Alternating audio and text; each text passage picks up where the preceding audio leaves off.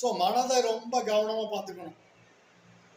பரணியாக இருக்கட்டும், மகமாக இருக்கட்டும், கேட்டையாக இருக்கட்டும், உத்திரட்டாதி ரொம்ப ரொம்ப எக்ஸ்ட்ரீம்டாக போவாங்க.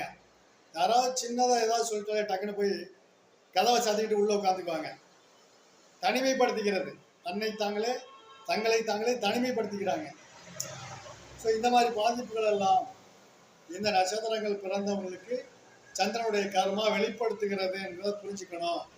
இதுக்கு என்ன ரெமெடி அப்படின்னு பார்த்தீங்கன்னா, யாருக்கும் மனதளவில் மன உளைச்சலை மட்டும் கொடுத்துடாதீங்க. ஏன்னா போன பிறகுல நிறைய மன உளைச்சலை கொடுத்துருப்பாங்க.